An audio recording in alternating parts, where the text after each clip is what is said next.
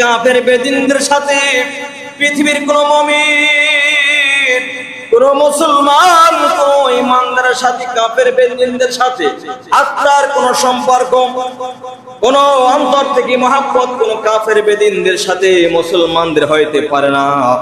কেবল মুসলমানদের সম্পর্ক হবে তখন যখন তারা ইমানদার হবে, তাওবা করে আল্লাহর প্রতি ঈমান বিশ্বাস নিয়ে আসবে, যখন তারা তাওবা করে আল্লাহর তাআলার রাস্তায় ফিরে আসবে, ইমানদার মুমিন বান্দাদের দপ্তরে যখন তারা ফিরে আসবে, এরপর নামাজ পড়বে, যাকাত প্রদান করবে। আল্লাহ পাক বলেন ফাইখওয়ানুকুম ফিদ্দীন, কেবল তোমরা ওই সমস্ত মুমিন বান্দাদের, কেবল মাত্র কাফেররা তোমাদের দ্বীনী ভাই, এছাড়া মুমিন বান্দারা কখনো কাফেরদেরকে দ্বীনী ভাই বলার সুযোগ না।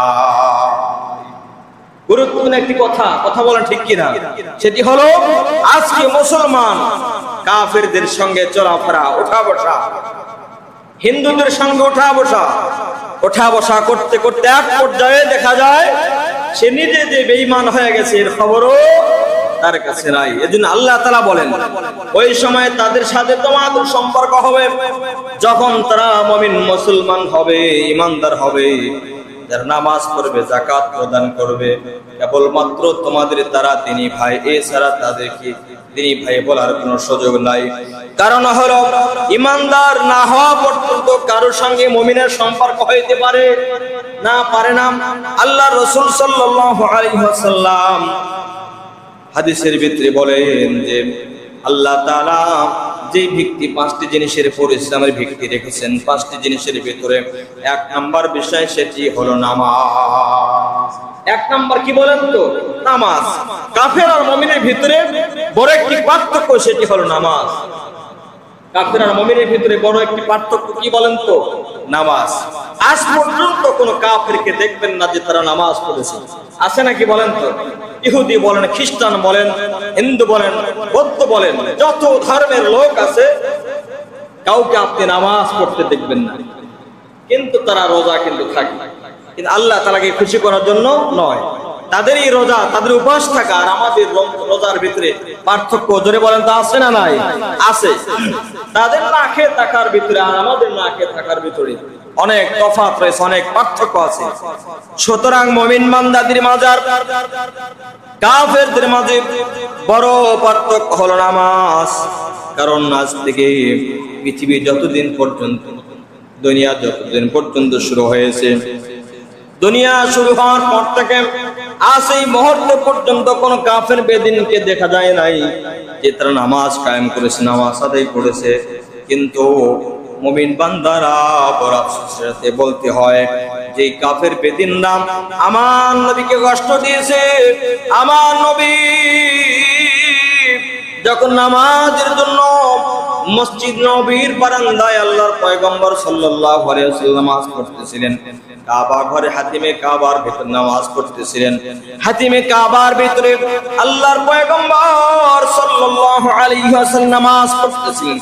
এমন সময় কাফের বেদিনরা উটের নারী বুড়ি তারা আমার নবীর পিঠের উপর তারা চাপিয়ে দিয়েছে।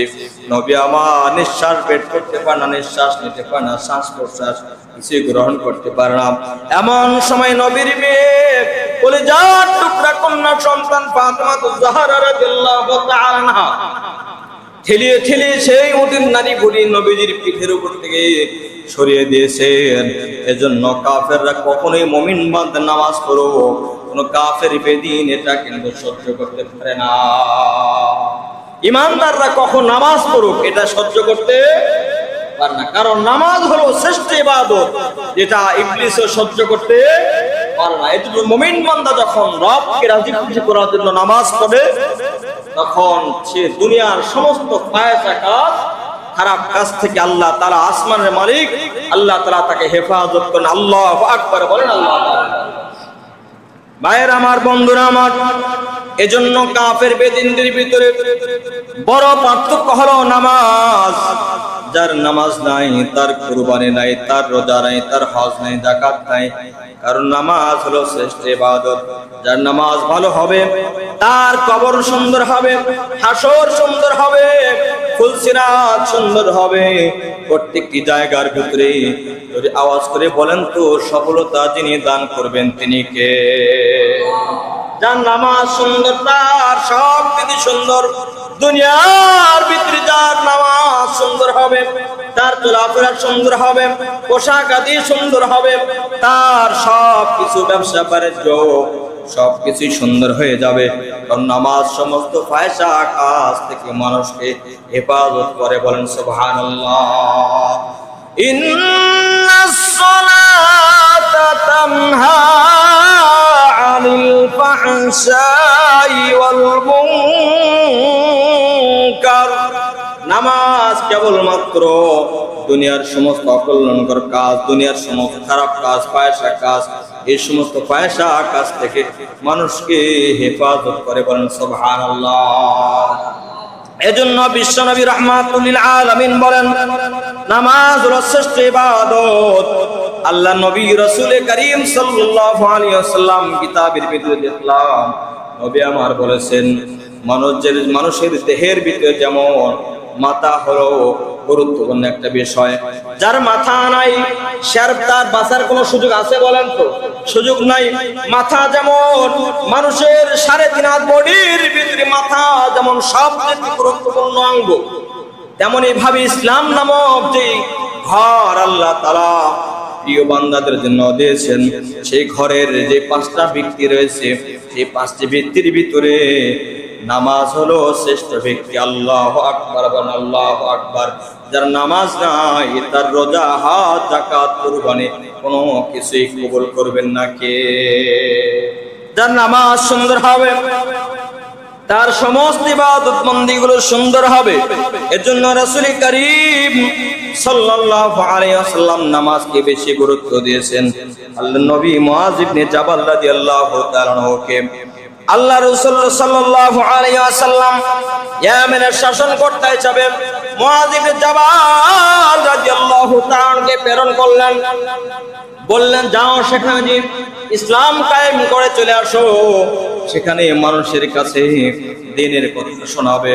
তবে শোনো, যখন প্রথম সেই জায়গার ভিতরে যাবে, প্রথম তোমরা শোনাবে ইন্নাকা তাকদামু আলা কওমিন আহলে কিতাব। তুমি যখন আহলে কিতাবের কাছে যাবে, আহলে কিতাবের কাছে তুমি যখন যাবে, ইয়ামেনের ভিতরে যাওয়ার পর সর্বপ্রথম তুমি যেই কাজটা করবে সেটা হলো ফালিয়াকুন আউওয়ালা মা তাদউহুম ইলাইহি ইবাদাতুল্লাহি আযজা ওয়া জাল্লা। ইয়ামেনের ভিতরে আহলে কিতাবের কাছে তুমি যাবে, যাওয়ার পরে সর্বপ্রথম তোমার কাজ হবে তাদেরকে আল্লাহ তাআলার দিকে মানুষকে আহ্বান করবে। সুবহানাল্লাহ। 1 নম্বর তুমি আহলে কিতাবের কাছে যাবে। আপনাদের কাছে যে জিনিসটা বোঝাইতে চাই সেটি হলো নামাজ যে শ্রেষ্ঠ ইবাদত, নামাজ যে সমস্ত ফায়সা কাজ থেকে হেফাজত করে, ও নামাজ যে সর্বপ্রথম কাজ যেটি আল্লাহ রাসূল সাল্লাল্লাহু আলাইহি ওয়াসাল্লাম বলেছেন, ইসলাম নামক ঘর যে জিনিসটা দাঁড়িয়ে রয়েছে সেটি তার প্রথম বিষয়, সেটি হলো গুরুত্বপূর্ণ বিষয়, সেটি হলো নামাজ। সেটি হলো কি বলেন তো? নামাজ। সেই জিনিসটা বোঝাতে চাই।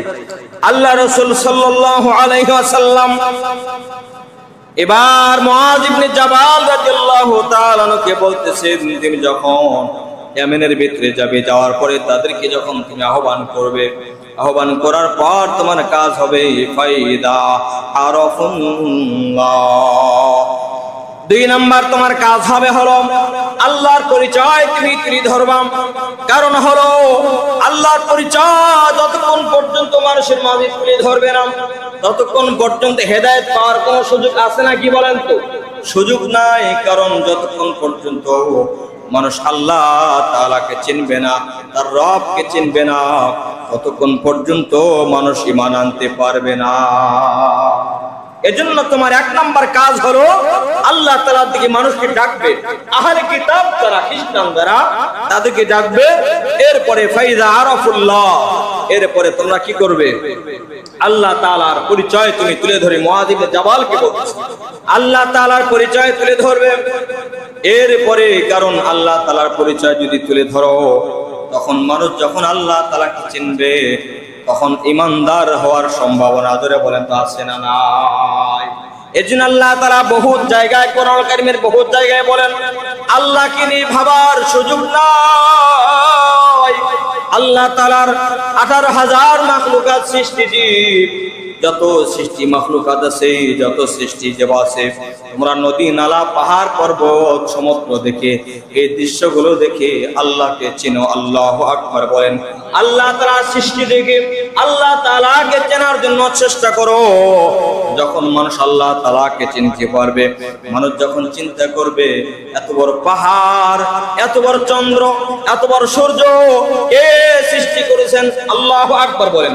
এই চিন্তাগুলো যখন মানুষ বেশি বেশি করে করবে, তখন মানুষের বিবেকের ভিতরে প্রশ্ন জাগবে, এর একজন স্রষ্টা জোরে বলেন আছে না না।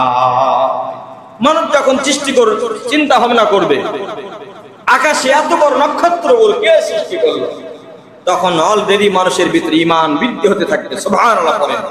মানুষ যখন চিন্তা করবে চাঁদ এত বড় চন্দ্র কে সৃষ্টি করেছেন, পয়গম্বর ইব্রাহিম আলাইহিস সালাতু ওয়াস সালাম আল্লাহ তাআলাকে চেনার জন্য, রবকে চেনার জন্য যখন পাগল করা হয়েছিলেন যে আমাকে কে সৃষ্টি করেছে, এই চিন্তা যখন করতেছিলেন ইব্রাহিম আলাইহিস সালাতু ওয়াস সালাম, যখন রাত শুরু হলো তখন চিন্তা করলেন তাহলে এই যে রাত শুরু হলো, সকাল বেলায় পয়গম্বর ইব্রাহিম আলাইহিস সালাতু ওয়াস সালাম রাত যখন শুরু হবে অন্ধকার কেটে কাটতে শুরু করে, চাঁদের আলো যখন চতুর্দিকে ছড়িয়ে পড়তে শুরু করলো, পয়গম্বর ইব্রাহিম আলাইহিস সালাতু ওয়াস সালাম চিন্তা করলো তাহলে এইটাই হয়তো খোদা হবে। নাউজুবিল্লাহ পড়েন। চিন্তা করে এটা হয়তো খোদা হবে, হয়তোবা খোদা হইতে পারে, কারণ তিনি রবকে সন্ধান করতেছেন, কোথায় আমার রবকে পাবো, কে আমাকে সৃষ্টি করেছেন। এটা চিন্তা করতে করতে দেখলেন রাত যখন শেষ হয়ে যায়, চাঁদের আলো কমতে থাকে আর কমতে, চন্দ্রের আলো কমতে থাকে। এবার তখন সকাল হলো, সকাল বেলা যখন সূর্যের আলো যখন কিরণ আলো যখন ছড়াইতে শুরু করলো, এমন সময় পয়গম্বর ইব্রাহিম আলাইহিস সালাতু ওয়াস সালাম চিন্তা করতেছেন না না, এই চাঁদ কখনোই খোদা হইতে পারে না, কারণ রব তো তিনি হবেন যিনি কখনো শেষ হওয়ার নয়। জবান করে আল্লাহু আকবার, আল্লাহু আকবার। আল্লাহ তো তিনি হবেন যিনি কখনো শেষ হবে না। এবার যখন দেখলেন সকাল বেলায় সূর্যের আলো যখন চতুর্দিকে ছড়িয়ে যাইতে লাগলো, তিনি ভাবলেন হয়তো এটাই সূর্যের আলো যখন ছড়িয়ে যাচ্ছে তাম পৃথিবীর ভিতরে সূর্য আলো প্রদান করছে, সুতরাং তাপ দিচ্ছে, সুতরাং এটাই হয়তো খোদা হইতে পারে। যখন দেখুন সন্ধ্যার সময় সূর্যের আলো একদম শেষ হয়ে যাইতে শুরু করছে, তখন চিন্তা করেন না না না, এটাও কখনো রব হইতে পারে না, এও কখনো রব হইতে পারে না, কারণ রব একজন, তিনি কি আওয়াজ করে বলেন তো আল্লাহ। মুসলমান ভাইরা আমার, যেই বিষয়টা বুঝাইতে যাচ্ছি সেটি হলো পয়গম্বর রাহমাতুল লিল আলামিন তার সাহাবী মুআয ইবনে জাবালকে বলতেছেন, যখন তুমি আহলে কিতাবের কাছে ইয়ামানের ভিতরে যাবে, যাবার পরে এবার তুমি সেখানে গিয়ে আল্লাহর পরিচয় তুলে ধরবে যে এত বড় আসমান সৃষ্টি করেছেন আল্লাহ, তোমাকে আমাকে যিনি রিজিক দান তিনি হলেন আল্লাহ, তিনি সুস্থতা দান করেন তিনি হলেন আল্লাহ, তিনি অসুস্থতা দেয় তিনি হলেন আল্লাহ, তিনি এত সুন্দর খাবারের আয়োজন করেছে, আওয়াজ করে বলেন তো তিনি কে। এই পরিচয় যখন তুলে ধরলেন, তুলে ধরার পরে আল্লাহ তাআলা যত বান্দাকে মানুষ এবং জিন জাতিকে ইবাদতের জন্য বানাইছেন, এবার আল্লাহ তাআলার পয়গম্বরের সাহাবী মুআয ইবনে জাবালকে বলতেছেন, যখন তুমি আল্লাহ তাআলার পরিচয় তুলে ধরবে, ফাখবিরহুম আন্নাল্লাহ ফারাদা আলাইহিম খামসা সালাওয়াতিন ফি ইয়াওমিহিম ওয়া লাইলাতিহিম। আল্লাহু আকবার বলেন। আল্লাহর পরিচয় যখন তুলে ধরলেন, তুলে ধরার পর এবার আল্লাহ পাকের পয়গম্বর বললেন, তুমি 3 নাম্বার যে বিষয়টি, ফাখবিরহুম আন্নাল্লাহ ফারাদা আলাইহিম খামসা সালাওয়াতিন ফি ইয়াওমিহিম ওয়া লাইলাতিহিম, দিন এবং রাত্রির ভিতরে আল্লাহ তাআলা 5 ওয়াক্ত নামাজ ফরজ করে দিয়েছেন। কত ওয়াক্ত নামাজ বলেন তো? 5 ওয়াক্ত নামাজ ফরজ করে দিয়েছেন। সর্বপ্রথম যত ইবাদত বান্দা করবে, সর্বপ্রথম তুমি তাদেরকে আগে নামাজের দাওয়াত দিবে। কিসের দাওয়াত বলেন তো? নামাজের দাওয়াত। কারণ হলো যখন সে নামাজ পড়বে রবকে রাজি খুশি করার জন্য, তাহলে নামাজ যখন পড়বে অলরেডি দুনিয়ার সমস্ত ফায়সা কাজ, খারাপ কাজ থেকে হেফাজত থাকবে। সুবহানাল্লাহ করেন। খারাপ কাজ থেকে বিরত থাকবে জন্য তুমি তাদেরকে আগে কি করবে? নামাজ আল্লাহ তাআলা 5 ওয়াক্ত ফরজ করে দিয়েছেন দিন এবং রাতের ভিতরে, এই 5 ওয়াক্ত নামাজ তাদেরকে পড়তে বলবে, 5 ওয়াক্ত নামাজ আদায় করতে বলবে। মুসলমান ভাইরা রে আমার, আল্লাহ রাসূল সাল্লাল্লাহু আলাইহি ওয়াসাল্লাম মুআয ইবনে জাবালকে বলতেছেন 5 ওয়াক্ত নামাজের কথা যখন তুমি তাদেরকে বলবে, বা যখন তারা ফাইদা ফাআলু, যখন তারা 5 ওয়াক্ত নামাজ পড়তে শুরু করবে, আখবিরুহুম আন্নাল্লাহা ক্বাদ ফারাদা আলাইহিম যাকাতু তুখাযু মিন আগনিয়াইহিম ফাতুরাদ্দু আলা ফুকারাইহিম। আল্লাহ রাসূল সাল্লাল্লাহু আলাইহি ওয়াসাল্লাম মুআয ইবনে জাবালকে বলতেছেন, যখন তারা নামাজ 5 ওয়াক্ত নামাজ পড়বে, এরপরে তুমি তাদেরকে যাকাত যে আল্লাহ তাআলা ফরজ করে দিয়েছেন, যে যাকাতের সম্পদ তোমরা ধনীদের কাছ থেকে গ্রহণ করবে, ধনীদের কাছ থেকে গ্রহণ করার পরে এরপরে গরিব অসহায় দুঃখী মানুষদের মাঝে যাকাতের সম্পদ বিতরণ করে দিবে। সুবহানাল্লাহ। তাহলে 1 নম্বর নামাজ, 2 নম্বর কি? যাকাত। যাকাত প্রদান করে দিবে ধনীদের কাছ থেকে সম্পদ, যাকাতের সম্পদগুলো বুঝিয়ে নেওয়ার পরে গরিব দুঃখী মানুষের মাঝে, ফাকারাইহিম দরিদ্র যারা আছে তাদের মাঝে কি করে দিবে? এটা বিলীন করে তাকসীম করে দিবে। তাহলে বলেন তো, যত ইবাদত আছে সমস্ত ইবাদতের ভিতরে শ্রেষ্ঠ ইবাদতের নাম কি? আওয়াজ করে বলেন তো, শ্রেষ্ঠ ইবাদতের নাম কি? নামাজ। নামাজ হলো শ্রেষ্ঠ ইবাদত। তো নামাজের ভিতরে যে সমস্ত বিধান আছে, যে সমস্ত দোয়া তাসবিহ ও হাতগুলো আছে, এগুলো হলো শ্রেষ্ঠ তাসবিহ। সুবহানাল্লাহ করেন। যেমন ধরেন দরুদ শরীফ, যেমন কি দরুদ শরীফ, বহুত দরুদ শরীফ আছে না নাই? কিন্তু দরুদ ইব্রাহিম যেটা বলেন, এটা একটা দরুদ শরীফ। এটা শ্রেষ্ঠ দরুদ হওয়ার কারণ কি? বলে এই দরুদটা নামাজের ভিতরে পড়া হয়। সুবহানাল্লাহ করেন। এই দরুদটা কোথায় পড়া হয়? নামাজের ভিতরে পড়া হয়। নামাজ যেহেতু শ্রেষ্ঠ ইবাদত, তার এর কারণে নামাজের ভিতরে যে সমস্ত তাসবিহাত আছে, যে সমস্ত তাআব্বুদ আছে, এরপরে বিসমিল্লাহ আছে, এরপরে যা কিছু আছে, তাকবীরাতগুলো আছে, এগুলো শ্রেষ্ঠ। সুবহানাল্লাহ করেন। নামাজের ভিতরে যে দোয়াগুলো আছে এগুলো শ্রেষ্ঠ। বলে কারণ কি? কারণ হলো নামাজ হলো শ্রেষ্ঠ ইবাদত। যেমন সাইকেলের পার্টসপাতি আছে না, এগুলোর দাম যেমন, তার থেকে আমরা যদি মোটরসাইকেলের দিকে যাই, সেগুলোর পার্টসপাতির দাম একটু বেশি। এরপরে মোটরসাইকেল থেকে আপনারা যদি লক্ষ্য করেন মাইক্রো কার, এগুলোর পার্টসপাতির দাম আর একটু বেশি। এখান থেকে যদি আমরা বিমান, হেলিকপ্টার দিকে যাই, তাহলে দেখা যাবে এগুলোর থেকে তার পার্টসপাতির দাম আরো বেশি। কারণ হলো নামাজ হলো শ্রেষ্ঠ ইবাদত। নামাজের ভিতরে যেগুলো তাসবিহাত আছে, যেগুলো দোয়া আছে, এগুলো শ্রেষ্ঠ দোয়া। সুবহানাল্লাহ করেন। দরুদ ইব্রাহিম শ্রেষ্ঠ হওয়ার কারণ এই দরুদটা নামাজের ভিতরে পড়া হয়, এজন্য আমরা দরুদ ইব্রাহিম বেশি বেশি পড়ব ইনশাআল্লাহ। শ্রেষ্ঠ দরুদ এটা। মুসলমান ভাইরা আমার, এজন্য নামাজ হলো শ্রেষ্ঠ ইবাদত। আল্লাহ তাআলার পয়গম্বর বলেন নামাজ হলো শ্রেষ্ঠ ইবাদত। যার নামাজ সুন্দর হবে তার জীবন সুন্দর হবে। সুবহানাল্লাহ করেন। যার নামাজ সুন্দর হবে জীবন সুন্দর হবে।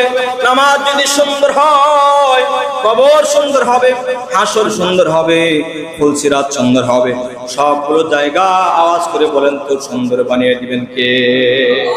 এই যে নামাজ সুন্দর করেন, অলরেডি আপনার জীবন কি হবে? সুন্দর হবে।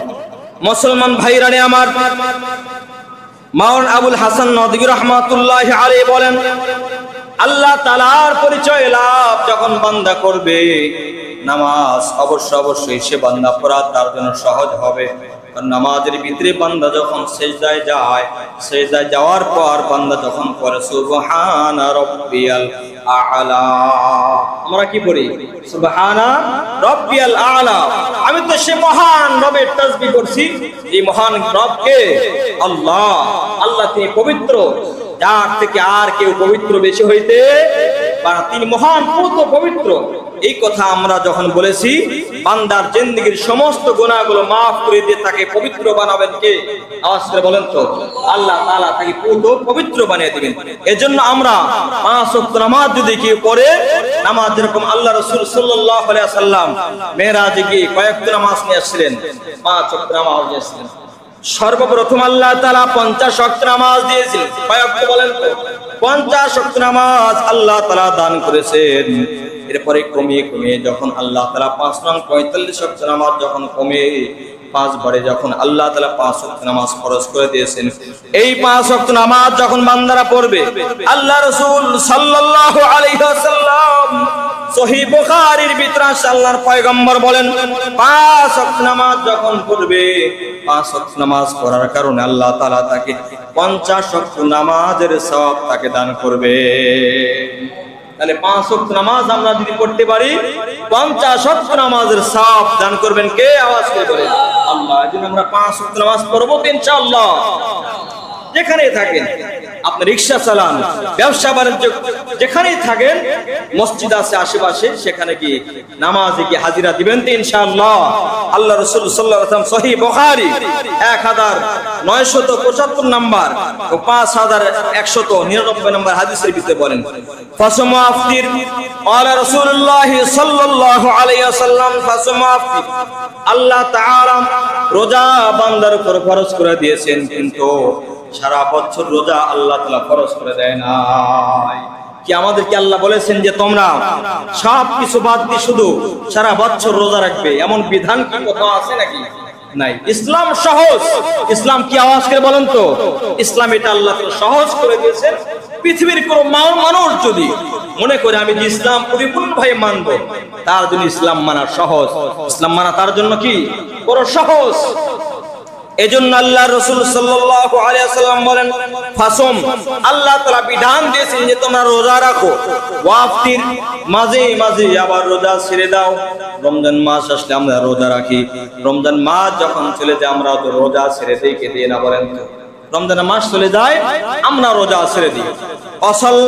অসল্লি অনাম, আল্লাহ তাআলার পয়গম্বর বলেন, আল্লাহ তাআলা বলেছেন অসল্লি, তোমরা রোজা রাখো, এরপর অসল্লি নামাজ পড়ো, এরপর নাম, এরপরে ঘুমাও। নামাজ পড়ার কথা বলেন নাই, ঘুমানোর কথা জোরে বলেন তো বলেছেন কে? শুধুমাত্র দিন রাত 24 ঘন্টা নামাজ পড়তে হবে, এটাও আল্লাহ তাআলার বিধান নয়। দিন রাতে কয়েকটা নামাজ ফরজ, 5 ওয়াক্ত নামাজ ফরজ করে দিয়েছেন। এই 5 ওয়াক্ত নামাজ ফরজ নামাজগুলো পড়ার পরে আপনি যত কর্ম আছে কর্ম করতে কোনো সমস্যা নেই, হালাল ভাবে উপার্জন আপনি করেন, কোনো সমস্যা নাই। কিন্তু 5 ওয়াক্ত নামাজ আপনাকে আমাকে পড়তেই হবে ইনশাআল্লাহ। এজন্য আল্লাহ রাসূল বলেন ওয়াসাল্লি, নামাজ পড়ো, অনাম, এরপর ঘুমাও। কারণ হলো ফাইনাল জাসাদিকা ফাইনাল জাসাদিকা আলাইকা হাক্কান, এই শরীরের একটা হক আছে না নাই? এই শরীরের একটা হক আছে, এটা হলো রাতের বেলা তোমরা একটু ঘুমাও, এটা শরীরের হক। এরপর ওয়াইনাল জাওজিকা আলাইকা হাক্কান, তোমার স্ত্রীর হক আছে তোমার প্রতি, তোমার স্ত্রীর হকও আদায় করো। শুধুমাত্র নামাজ পড়লে স্ত্রী খোঁজ খবর নেয় না। নামাজ পড়ে সন্তানটা বেনামাজি হয়ে গেছে, মদ খায়, গাঁজা খায়, হারাম খায়, গান বাজনায় যায়, বিভিন্ন ফায়েসে কাজে লিপ্ত হয়, কিন্তু তিনি বড় নামাজ পড়তে পড়তে কপালে কালো দাগ ফেলাইছে, কিন্তু সন্তানটা নামাজ পড়ে না, মেয়েটা পর্দায় থাকে না, তার খোঁজ খবর নেয় না।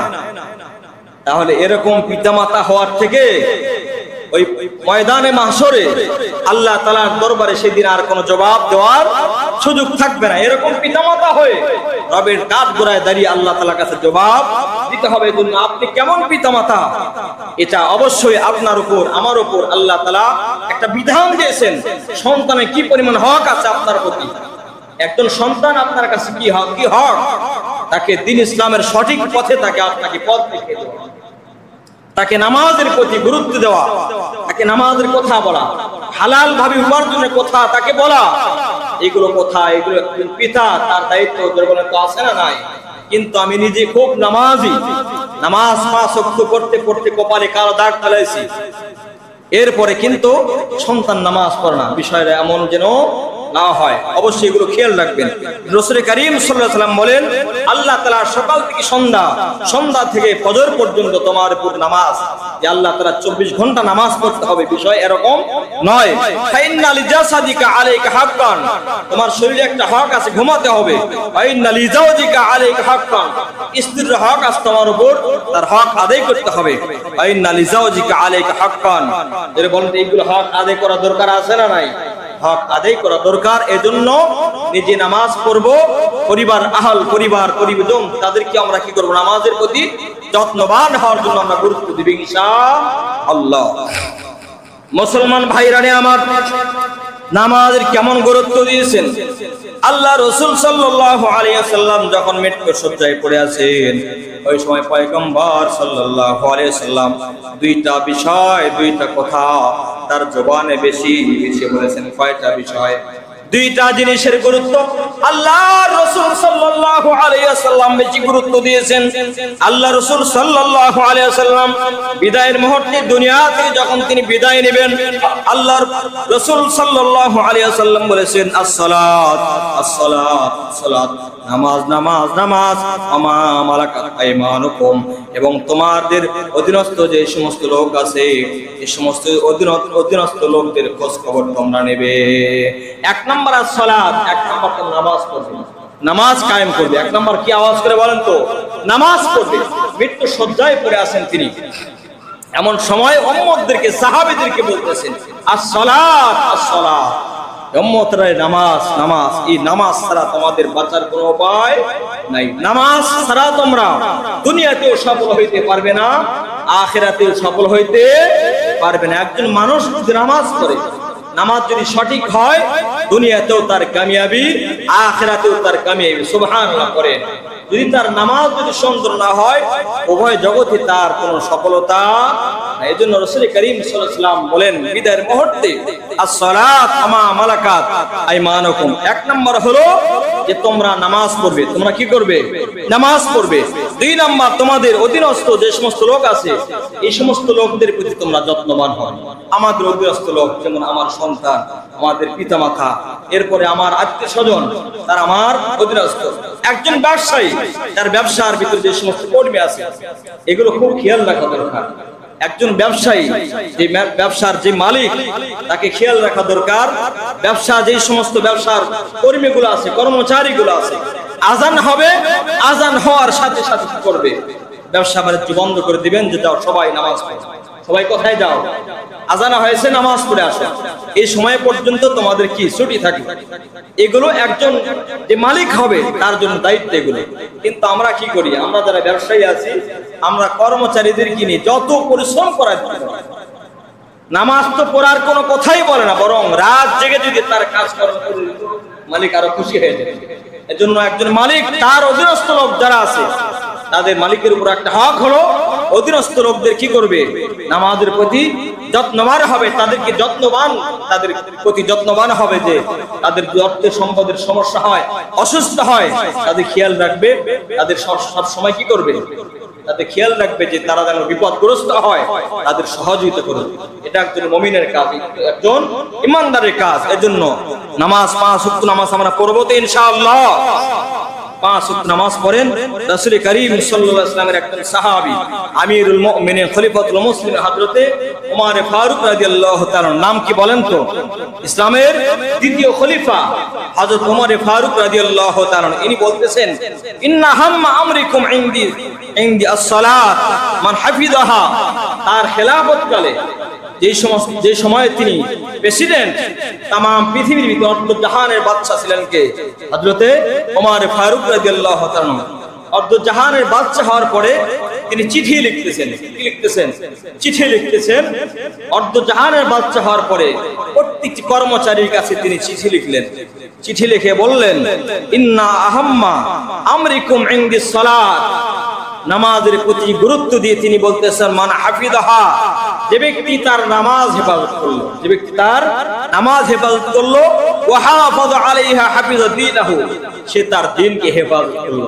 আল্লাহু আকবার বলেন, আল্লাহু আকবার। যে ব্যক্তি তার নামাজের হেফাজত করলো, সে তার দ্বীনকে হেফাজত করলো। আমান যায়্যাহা ফাহুয়া লিমা সিওয়াহা, আসিয়া।